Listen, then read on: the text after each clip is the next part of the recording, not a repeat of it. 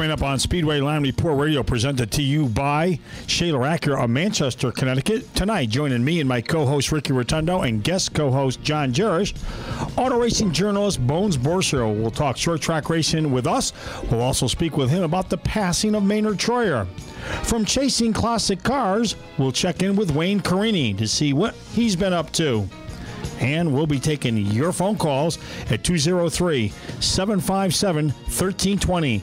We stream live at WATR.com. And to hear our show in a rebroadcast, you can now go to SidsView.com. You can also check us out, the TuneIn Radio app and on Simple Radio app. Today is Monday, May 14th, 2018. And Speedway Line Report Radio, that's right, is headed your way right now here on WATR 1320. Gentlemen, start your engine.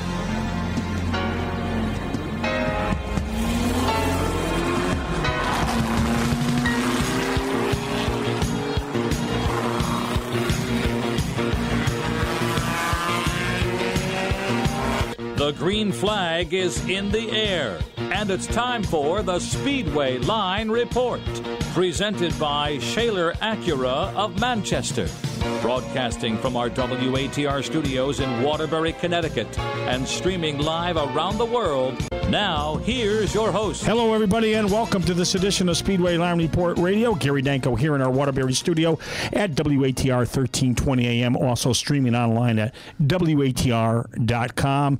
And as I mentioned last week, because of everything that's going on with Tom Ormsby, he will not be able to put my show up on the SpeedwayLineReport.com anymore, but I talked to Sid DiMaggio, and you'll be able to hear our show in a rebroadcast by going to SidsView.com.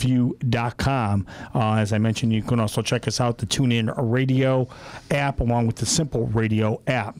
I'm Gary Danko. My co-host is Rocket Rick Rotondo from R&R Fabrication. He also works with Eric Burnt's SK Modified that runs over at Stafford Motor Speedway. Former modified driver John Jarush is also here in our Waterbury studio.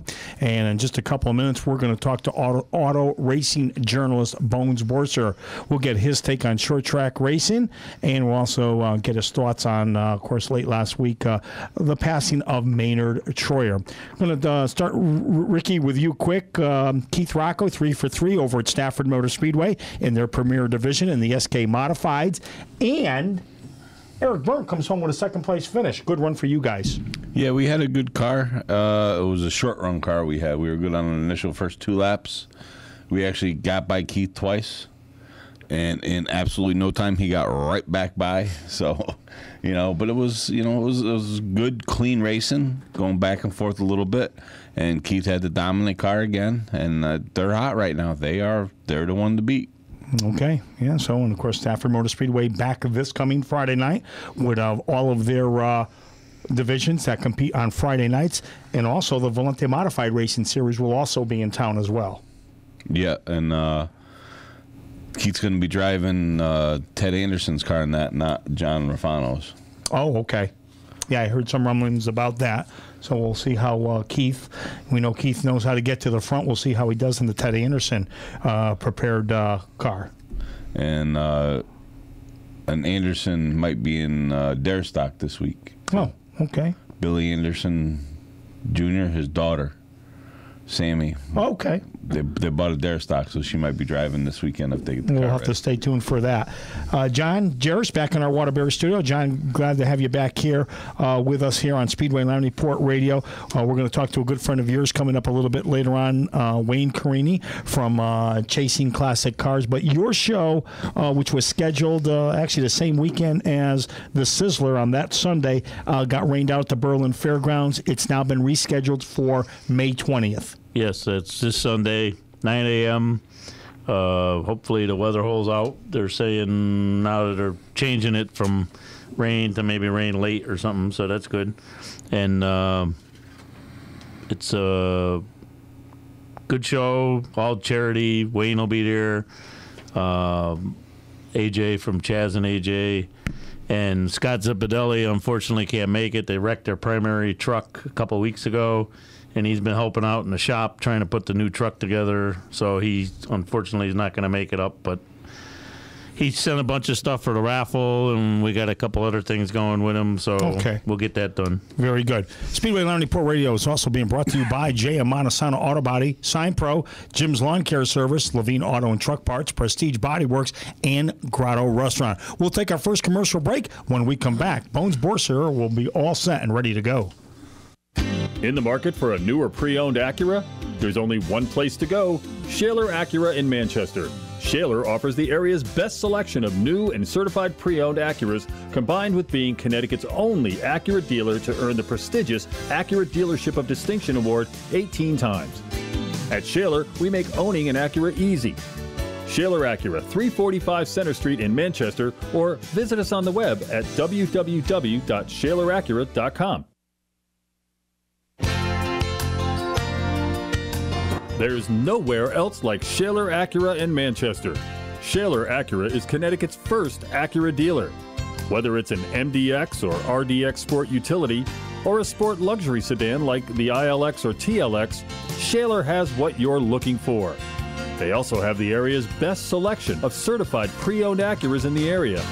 Shaler Acura is the only Connecticut Acura dealer to earn the prestigious Dealer of Distinction Award by Acura for outstanding sales and service 18 times.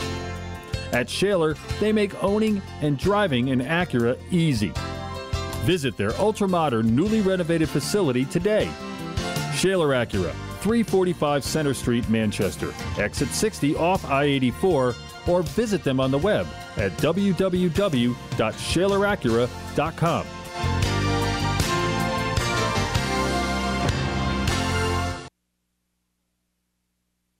Opinions expressed on the Speedway Line Report do not necessarily reflect those of WATR management and staff, or the management and staff of the SpeedwayLineReport.com or VintageModifieds.com. Welcome back to Speedway Line Report Radio here on WATR 1320 AM, also streaming online at WATR.com. I'm Gary Danko. My co-host, Rocket Rick Rotondo from R&R Fabrication. Our guest co-host, former modified driver, John Jarush. In just a couple of minutes, we're going to be talking to Bones Bourcier. We're going to get his take on short track racing. We're also going to talk to him about the passing of Maynard Troyer. And, you know, I was lucky enough, like you, John, to see Maynard Troyer run. Ricky, did you ever get to see Maynard Troyer race at all? Not to my knowledge. Okay. Because I would have been a little kid. I was lucky enough to race with him, so right. Didn't beat him, I don't think, but raced with him. But, you know, anytime, and we'll talk to Bones about this, anytime that Maynard Troyer showed up at a racetrack, you knew it was something special. You know, his race cars always were immaculate looking. They were always fast. And that goes like with other drivers, too, that showed up. You know, when Jerry Cook showed up at a racetrack, you knew it was special. Richie Evans. Those were, you know, special events. And, you know, of course, Maynard Troyer's name to this day will always live on, not only as a great race car driver, but of course with the chassis, the Troyer chassis. So I remember one of the midweek shows at Plainville, and Richie Evans showed up, and the announcer says, Richard Evans. You know, they even call him Richard Evans. Wow. And speaking of Plainville State, I can remember when Charlie J showed up there. Hey, won, right? With the Vega? And with the Vega. Yeah. And put the car into victory lane. Speedway Line Report Radio is being brought to you by J.M. Montesano Auto Body Works, specialists in auto collision, all work guaranteed. Located at 390 Lombard Street in New Haven. You can give them a call at 203-865-1389. J.M. Montesano Auto Body Works. Once again, they are specialists in auto collision, all work guaranteed. And as I mentioned, week in and week out here on Speedway Line Report Radio, I've seen the work that has come out of J.M. Montesano Auto Body Works in New Haven. And I'll tell you, the work is just unbelievable. They'll get your car or truck looking like new. So make sure you check out J.M. Montesano Auto Body, 390 Lombard Street, New Haven, 203-865-1389. So once again, Bones Bourcier are going to join us here in just a couple of minutes. And we'll take your phone calls at 203-757-1320. Getting back, Ricky, with you over at Stafford Motor Speedway. As we were talking, Eric Burnt with a good second-place finish. Of course, Doshpatova, the crew chief on that race car. You guys got everything right where you need to be. We're close right now. We just got to fine-tune a few things, and everybody's gelling together really well. I'm getting used to spotting again. It's been a while.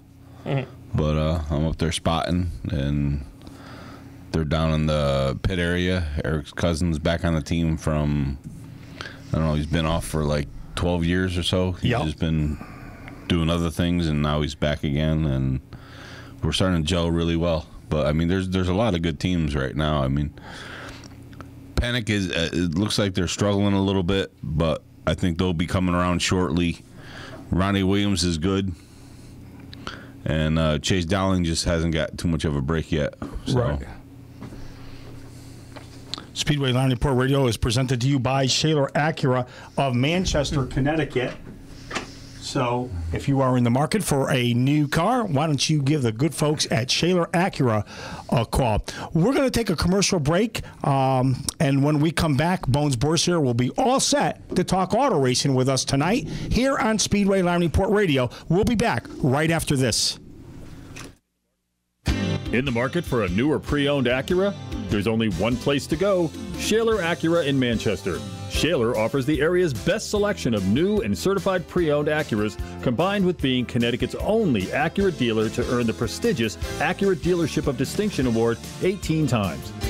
At Shaler, we make owning an Acura easy. Shaler Acura, 345 Center Street in Manchester, or visit us on the web at www.shaleracura.com.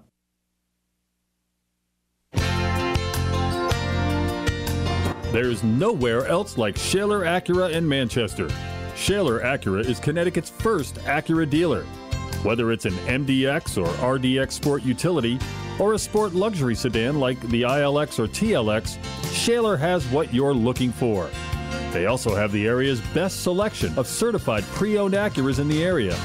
Shaler Acura is the only Connecticut Acura dealer to earn the prestigious Dealer of Distinction Award by Acura for outstanding sales and service 18 times.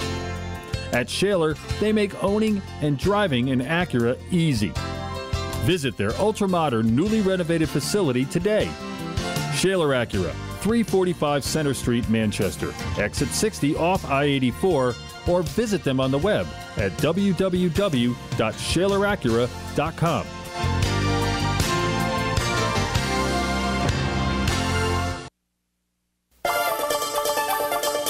Welcome back, everybody, to Speedway Line Report Radio here on WATR 1320 AM. You can also catch our show in a rebroadcast at sidsview.com. Right alongside my co-host, Rocket Rick Rotondo, our guest co-host, former modified driver John Jarush. Our first guest of the evening is all set and ready to go. Auto racing journalist Bones Bourcier now joins us. Bones, good evening. How are you? Hey, Gary. Sounds like you got 3 all-stars there. Yeah, yes. Got a great group of guys here, no question about it. Let's start out the conversation, Bones. Let's talk short track racing. What do you see? You get around to a lot of racetracks, whether it's dirt or asphalt.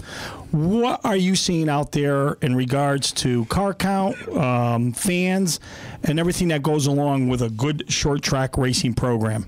Well, I'm very fortunate. I mean, I live in Indianapolis now, and within an hour or two, there's probably 15 different pretty viable short tracks.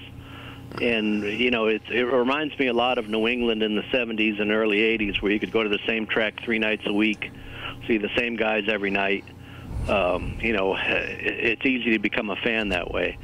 So it seems very healthy in areas where the rules makers haven't tinkered with divisions a lot. You know, where I am in Indiana, you got a lot of sprint cars, and the rules have been the same for, you know, 60 years or more, other than adding roll cages and safety things. You know, the cars have slowly progressed. But they haven't monkeyed with the format. You know, you show up, you have warm-ups, you have heat races, and you have a short feature.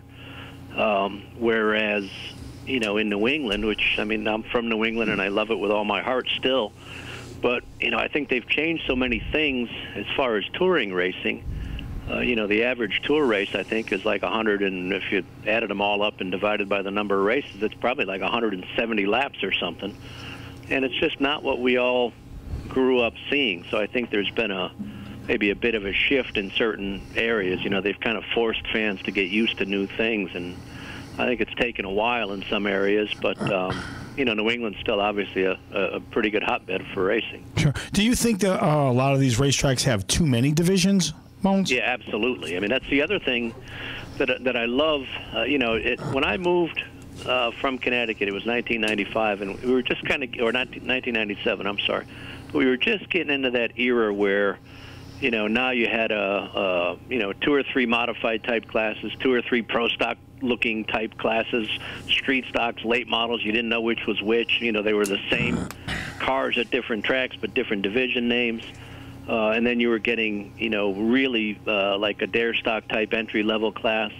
I mean, there's so many good ideas, but there's such a thing as having too many good ideas, because if there's not consistency from racetrack to racetrack, a kid can't haul his race car, and run 2 or 3 nights a week if he wants to. And I think it's also confusing to the fans. One thing that bothers me is you go to a lot of these places, and maybe it's because the announcers have worked there for so many years, but you don't see a lot of guys that sort of run through what's happening on the racetrack, what the difference is between divisions. I always look at it like you've got to figure you got to hope or think that there are 100 or 50 or 25 brand new fans there on a given week. And if you don't explain to him, him or her or the family, what the difference is between the divisions and what the qualifying procedure is and what the handicapping procedure is all about, it's a tough thing to pick up. When I went to Plainville Stadium for the first time, I was lucky enough that there was always somebody sitting nearby that I could ask. But, if you show up at a racetrack, you watch a guy go out and win a heat race, and then the feature rolls out and you see that he's starting 14th. Well, why is he 14th? And sometimes they don't explain that, and I think that's a little confusing too. And the too many divisions is definitely, I think that's been a plague on the sport for the last 20 years probably. Yeah, well, having them try to explain why the guy is starting 14th would just confuse him even more. Because I know how they do it and what they do, and I have a good guess on where we're starting every week. Right. It's the past weeks. You add up the money won, right, and things like that they have to incorporate into it. But you have to be in the top so many in the points before you're able to start toward the front. And right. There's but while the cars are rolling out there, there's enough pace laps while the field is forming up. It doesn't. I mean, you just explained it to me in 20 seconds, and I could explain it back to you in 20 seconds. So, I mean, I just feel like sometimes we take for granted the fact that we all get it, but the new guy who's got his family there might not understand it, and it might make him a little bit more interesting if he did get it. If he's got somebody sitting near him that he could ask, that's fine, and that always worked for me. But I just, if you get 2 street stock looking divisions that roll out, well, what's the difference between the 2 of them other than their name? Why are they different? Right. You don't have to get into the nuts and bolts of what carburetor a guy has, but you could say that it's a more limited division, it's an entry level thing, and so on. But well, that's like they have, the SKs and the SK lights. The first question is, what does SK mean? I've been through that, and that's the worst part about not living in New England. Whenever somebody says SK modified, they always say, "What the hell's an SK modified?" And you try to explain it to them, and ultimately, you tell them it's what a NASCAR modified is. Yeah, well, it's sort of a limited version of that, and they sort of get it. And then inevitably, they say, "Well, what does SK stand for?" And you feel like an idiot because the true answer is it doesn't stand for anything. Well, now, if that doesn't stand for anything, what's an SK light? Right. Okay, yeah, exactly. It's a light nothing. It's a light glass of water instead of a light beer, Well, I think Jackaroo originally said it was supposed to be stock. Yeah, that was, and I know in my heart that that's what it was. But then he started denying it after a while, and he said it didn't stand for anything. So I don't get it. Well, there's nothing stock on an SK. No, right. But stock, right? There's nothing stock on an SK. And, but it is more stock, or when they when they invented the thing, it was more stock than a pure modified. So True. I understood, hanging some kind of a name on it, but I almost think they should just call it Modified Sportsman. Go back to what we had. That name worked forever. Right. Through the 50s, 60s, and very early 70s when you had full-bore modifieds, and then the old small block cars were Sportsman. Right. And that would fit so perfectly because a tour car could still be a modified, and one of those, Friday night and Saturday night car could be a Modified Sportsman. Yep. Yeah, that's even like the SK Light. That's supposed to be a stock motor, that, and the other thing. Now, excuse me, as soon as they buy the motor, right, they send it to the motor builder. Right. Yeah, and that's the worst part about some of these lower divisions is the intent behind the rules is all very good, but they don't realize that the racers and the engine builders are, 99% of the time are smarter than the guy writing the rules. So right, that's just what happens, I guess. It seems like they take, like a stock car, and all of a sudden they put jacket bolts, and they put this and they put that. Next thing you know, it's a pro stock or whatever, so they get rid of that division, and they start a new one, and, you get, like you said, you get all confused. First time I went to Lee with the, I think it's the Granite State Pro Stocks or something. Right. They qualify by how many cars you pass or whatever in a heat race.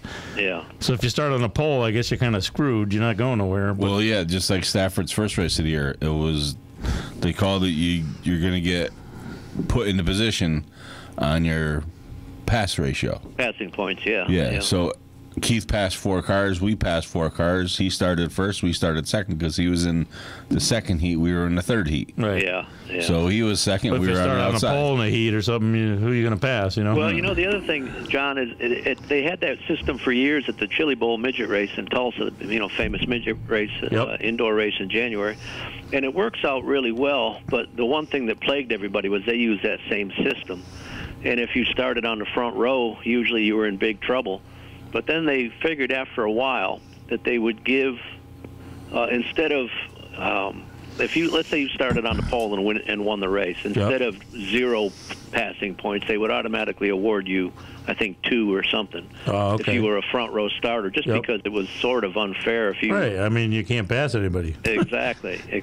So at least it kind of puts you in the ball game a little bit. But that stuff kind of works itself out if you try it enough time. And opening night in New England was always tricky because, traditionally the handicapping deal didn't kick in till the second or third week. I think it's 3 weeks. Yeah. Yeah, so it was sort of a crapshoot. And if you draw, it's the same thing. If you draw the pole and I draw 15th, I'm going to be mad. So. Yep. What are you going to do? Yep. We're talking with auto racing journalist Bones Bourcier. He's on the line with us. We're talking about short track racing. We'll take your phone calls, 203-757-1320, 203-757-1320. Bones, last week we lost a man that not only was he a great race car driver, but he was a good builder of race cars, Maynard Troyer. Your thoughts when you first heard the news, and what's one memory you'll always remember about Maynard Troyer?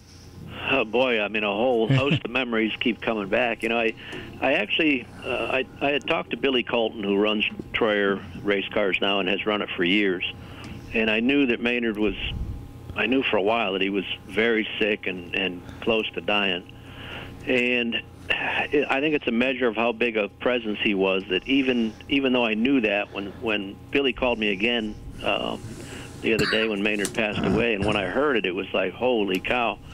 And it was sort of like, Gary, you and I are pretty close to the same age, and here we're, grew up 2 kids going to racetracks in Connecticut, and yet Maynard Troyer from 5 hours away or 4 hours away in Rochester, New York, was a huge presence in our lives without us even knowing, I think, how big he really was.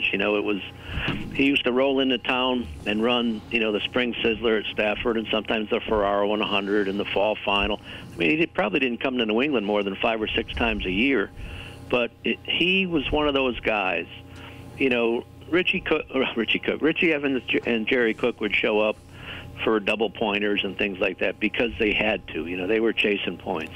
But when Maynard showed up for a big race, you knew that it was a big race. He was like Ray Hendrick or Satch Worley. He was an out-of-towner that when you walked in the pit gate and saw that hauler there, you said, man, this is a big deal.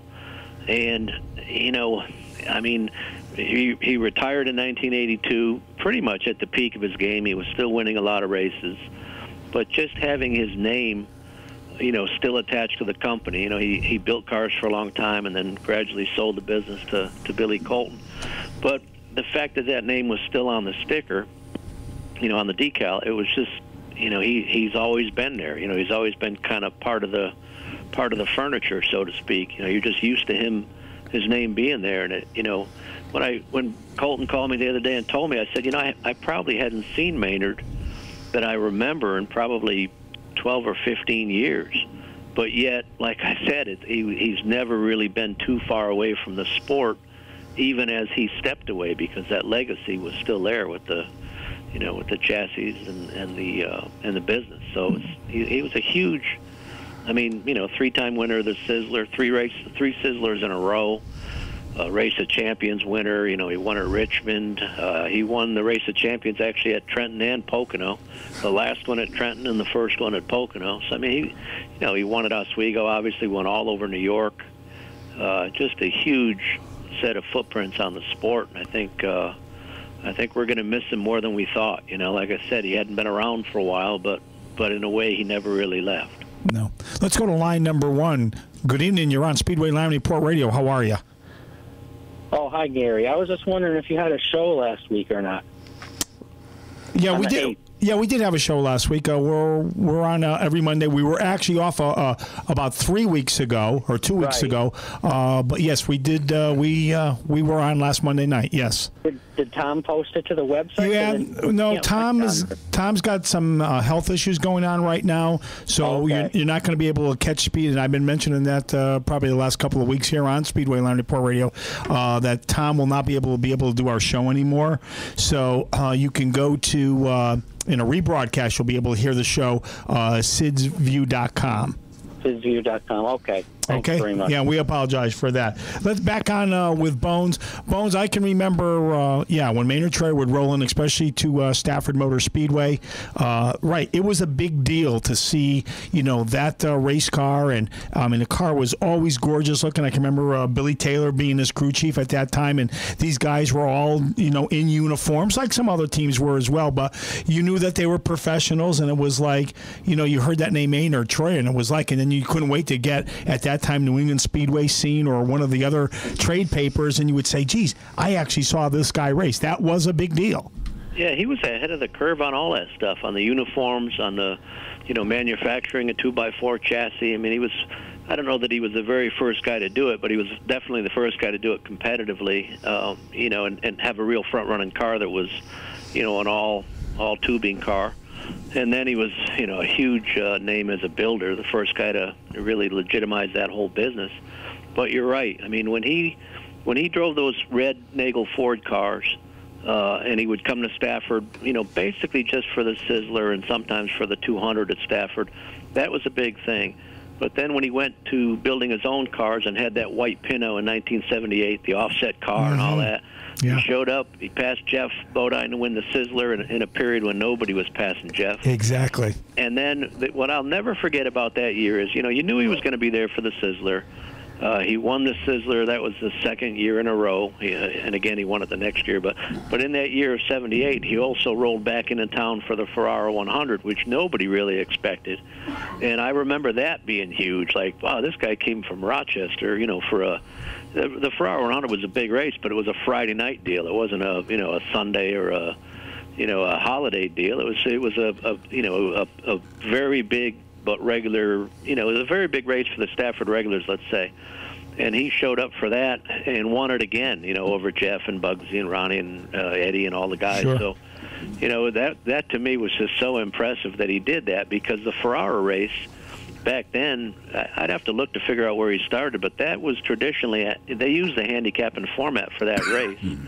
So I'm sure that he would have had to start behind all the regular Stafford runners. So, I just remember it kind of knocked everybody's socks off that he rolled in there twice with his own brand new, house car, so to speak, and did that against, Stafford at the time probably had the toughest weekly modified field from top to bottom, I would think, probably in the Northeast. And I can remember Wayne Anderson, correct me if I'm wrong, when Maynard started building the cars, wasn't Wayne Anderson one of the first with that light blue Pinto that came out with a Troyer car? Yeah, I think that might have been one of Maynard's old cars. I don't know that that was a brand new car, but I remember when, Maynard, every year at the end of the year, like most of the top guys, he'd usually run 2 cars. And Gil Hearn's car owner, Tom Durkin at the time, would always buy one of Maynard's cars at the end of the year, and the only thing they would change was basically the number, and they put a chrome number 12 on it. Yeah. So it always looked just like Maynard's car from the year before, and I always thought that was kind of cool. Yeah. And, of course, Gil won a bunch of races with it at Wall Stadium in New Jersey. But you're right, Wayne, I don't know if that was a new car or one of Maynard's old cars, but he was definitely one of the first, if not the first customers. And then once that 1978 car came out, which was radically different from the one before that sort of put him in business because, I think he was smart. It was probably a business decision on his part coming back to Stafford in the middle of the year because, obviously everybody in New York got to see him every week, and those guys were lining up to build his cars. But having come to Stafford and won the Sizzler and then having come back in August and won the Ferrara race, I think that probably convinced a few more people with checkbooks to line up and buy cars. Yeah. And I can remember Rick Donnelly driving the 111, and he really started kicking butt down at the New London Waterford Speedboat with that silver Pinto Troyer car. He rattled off quite a few wins in that season, Bones. Yeah, and I think that drove everybody nuts because Waterford was probably the last holdout, I guess, maybe for the little guy racer. Plainville was either closed by then or was just about to close. Danbury was the same year, was on its way out. And, Ricky showed up with a car that was, sort of an assembly line car. And when you put a top shelf piece of equipment like that in the hands of a guy who's obviously pretty talented anyway, he kind of ruined everybody that year, didn't he? But, Maynard, you can't. A lot of people, I think, blame Maynard for having changed modified racing. He kind of was the first car builder, the first really professional mass market car builder. But the same thing had happened in dirt track racing. It was going to happen inevitably in modified racing. He just happened to be the first guy to capitalize on it. We're talking with Bones Bourcier. Phone lines are open, 203-757-1320. We are streaming live at WATR.com. And if you want to hear any of our shows in a rebroadcast, check out SidsView.com. SidsView.com.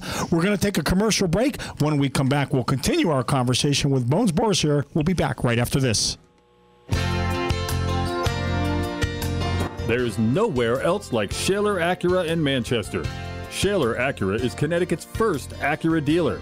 Whether it's an MDX or RDX sport utility or a sport luxury sedan like the ILX or TLX, Shaler has what you're looking for. They also have the area's best selection of certified pre-owned Acuras in the area. Shaler Acura is the only Connecticut Acura dealer to earn the prestigious Dealer of Distinction Award by Acura for outstanding sales and service 18 times. At Shaler, they make owning and driving an Acura easy. Visit their ultra-modern, newly renovated facility today. Shaler Acura, 345 Center Street, Manchester, exit 60 off I-84, or visit them on the web at www.shaleracura.com.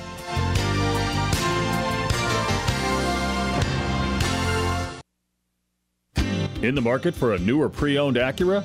There's only one place to go, Shaler Acura in Manchester. Shaler offers the area's best selection of new and certified pre-owned Acuras, combined with being Connecticut's only Acura dealer to earn the prestigious Acura Dealership of Distinction Award 18 times. At Shaler, we make owning an Acura easy.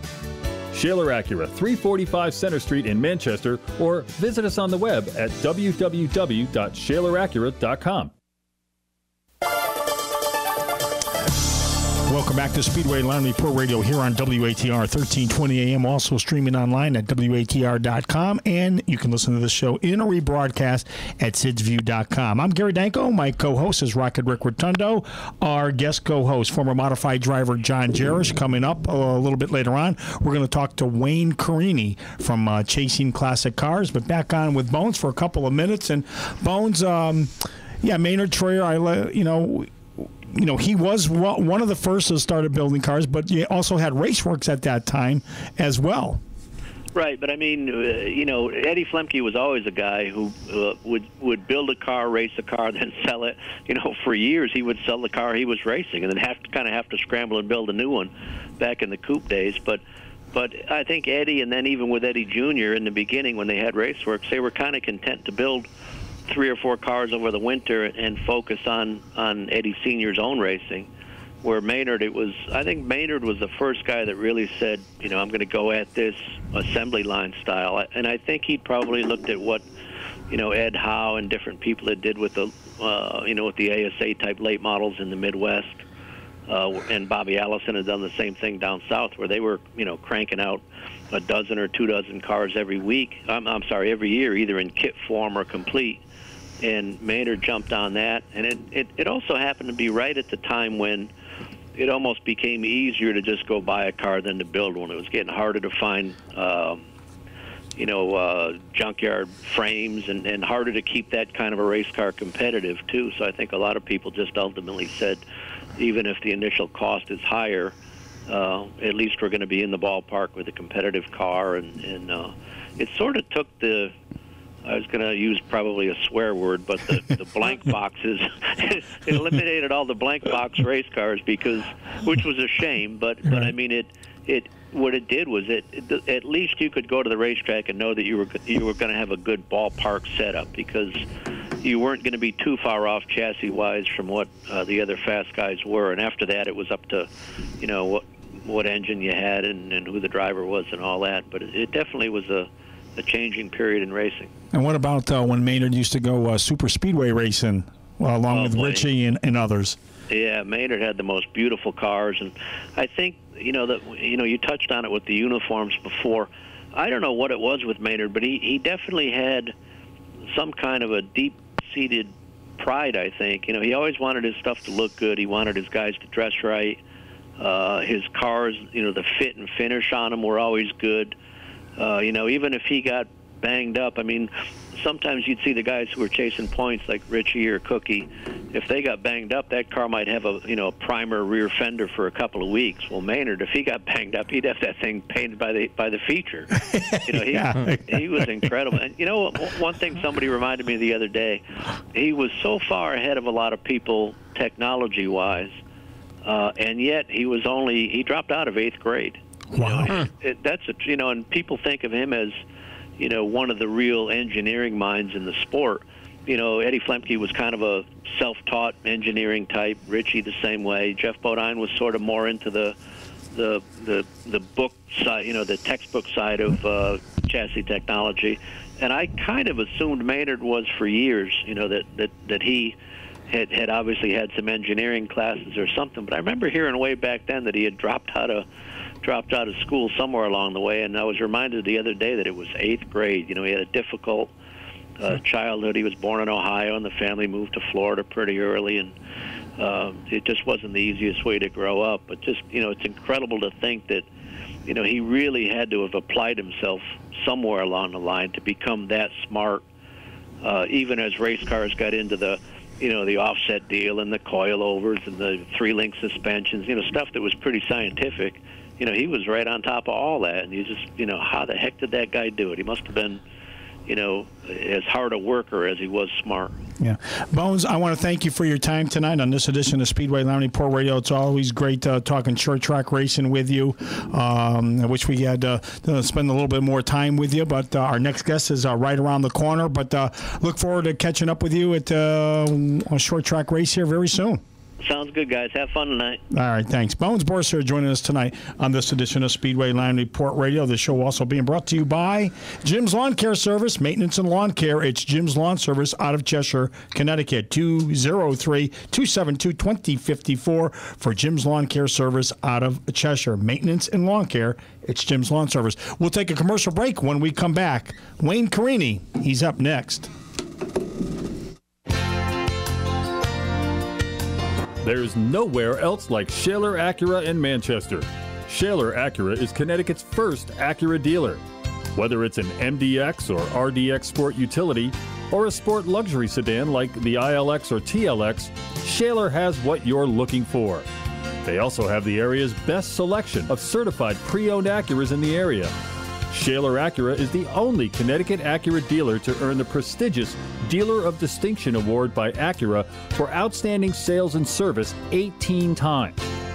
At Shaler, they make owning and driving an Acura easy. Visit their ultra-modern, newly renovated facility today. Shaler Acura, 345 Center Street, Manchester, exit 60 off I-84, or visit them on the web at www.shaleracura.com.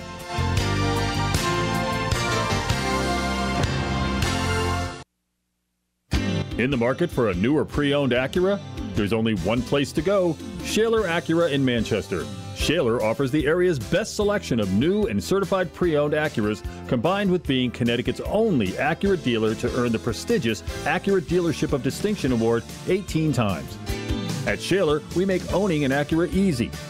Shaler Acura, 345 Center Street in Manchester, or visit us on the web at www.shaleracura.com. Welcome back to Speedway Line Report Radio here on WATR 1320 AM, also streaming online at WATR.com, and you can catch this show in a rebroadcast at SidsView.com.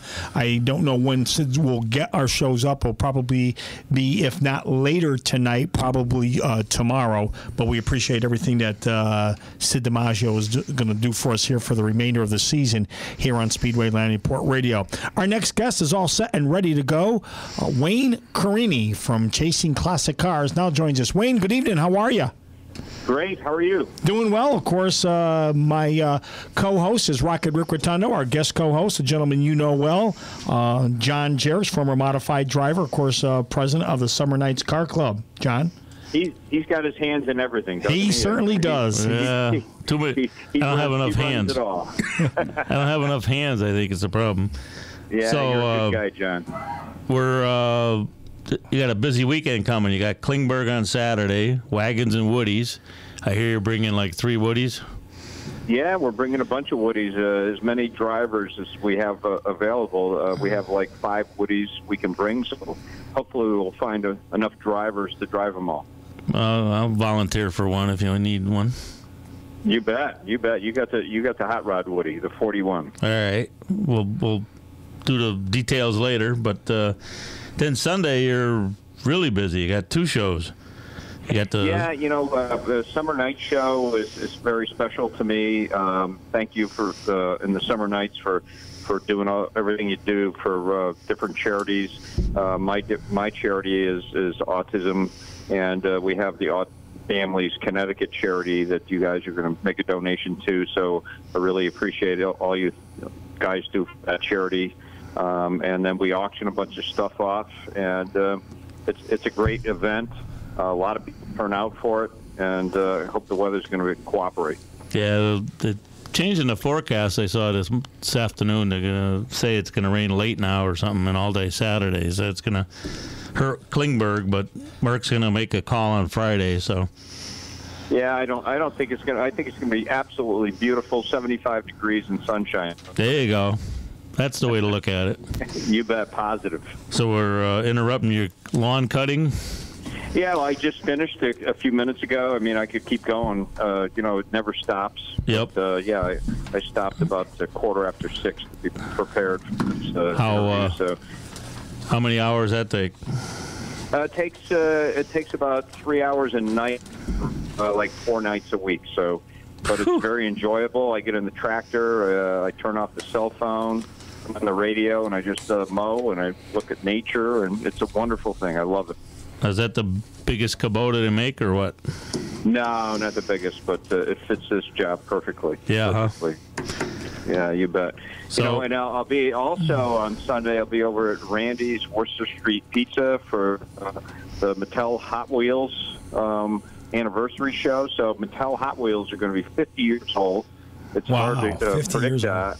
But what's really cool is that people don't know this, but Hot Wheels were designed and drawn and designed by Larry Wood, and Larry's from Middletown, Connecticut. So here we have a local Connecticut guy that designed all these cars over the years, all the little Hot Wheels things that we look at and we cherish and we collect. And a guy, Larry Wood from Middletown High School, actually, was the designer. Yeah, there's a husband and wife from CSRA. They went to high school with him. Yeah, and he's going to be there on Sunday. So we look forward to being with Larry. I've never met him, but I've talked to him several times on the phone. I can't wait to meet him. So what else going on besides a busy weekend, Klingberg, Summer Nights, and Hot Wheels? Well, you know, we're filming for our new season of Chasing Classic Cars. That's coming up sometime in June. We're still waiting to hear what date it's going to be. The network still doesn't know. We've changed to 1 hour episodes now. So we've gone from a half an hour to this season will be 1 hour. We've signed a contract for 3 more years of Chasing Classic Cars. Wow. So we're Congratulations. Really yeah, thank you very much. We're really thrilled about that. You know, we're in season 10. We've been actually filming for 12 years and with over 185 episodes, and we're in 39 countries now. It's crazy to think that this has all happened to me and you know, our great state of Connecticut and our local fans and stuff are all part of this. We feel that we bring along the car culture of Connecticut to our screens when we do our car show. So it's kind of neat to be in that position. What are some of the new cars that you've added to your fleet, Wayne? Well, we're gonna have a special car at the Summer Night Show. So I recently purchased a Dodge Demon, and we're gonna have that at the Summer Night Show as well as at the Mattel Hot Wheels show. It's mango orange, and kind of a really cool car. People always say to me, "Why did you buy that? You're a classic car guy." And I explain it this way: I have a 2.5-year-old grandson, and I just want to pull wheel stands with him in the baby seat in the passenger seat and get him hooked. So, yeah, there you go. Yeah, that's my whole goal.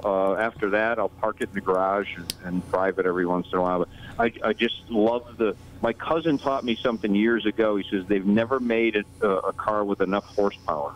There you go. So that thrill of having that much horsepower behind you, and I'm a big fan of the Hellcat. So and I've never driven my Demon. I've owned it for I don't know about 3 months now. I parked it because of the poor road conditions, and every time I go to take it out, it's raining. So right. hopefully on Sunday, the sun's going to shine, and we're going to have a good time. You got the like cheater slicks or something on that thing, right? Yeah, they're sort of drag race and street tires at the same time. It comes with a set of wheels for the front that are lightweight, so you can pull wheel stands. It's an amazing car to have 840 horsepower. You know, from a factory car. I was very lucky. I was out at Haggerty collector car insurance office, and they were showing one. And I went up to the guy that was showing it for the factory, and I said, I'd like to have one of these. And he says, well, let me get somebody on the phone for you. So he comes back 2 minutes later with his cell phone. He says, can you talk to this gentleman? And he comes on. He says, my name is Tim, and I'd really like you to have one of our cars. And they didn't give it to me by any means. I had to pay full price, but still, I was on the list. And, right. I was so thrilled to do that. Yeah. And come to find out, there was Tim Kuzminskis, who was the president of Dodge, and he's a big fan of our TV show, so it worked out really well. Nice. I'm very, very proud to own that car. Speaking of horsepower, you got races lined up? I know you do hill climbs, and you're talking about going to Bonneville. What's anything else? Yes. So we got the Hershey Hill Climb coming up. We're going to have a couple of cars there. We have a Stangalini, a small little Formula car. Yeah, it's a neat little car, yeah. Yeah, Stangalini's a beautiful little car. And then we have a Stutz where my friend Ralph Morano and I, Ralph's driving a Packard, driving Hershey, so that's all exciting stuff. And so many other things going on. We're going to Pebble Beach with my Studebaker this year. I'm so excited about that. I have a 54 Studebaker, 7,000 miles on it. The red and white one there? Yeah, that sort of that copper colored. Yeah. It's such a thrill to bring that. The one that the guy wouldn't let nobody sit in the car with their shoes on? Exactly. Yeah. And so exciting to bring that up.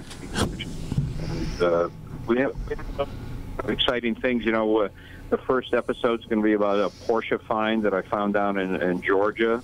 So that's going to be really cool. We're moving to 1-hour episodes this year, and so that's exciting. We're going to show a lot more of finds, and then we'll show a lot more of the shop.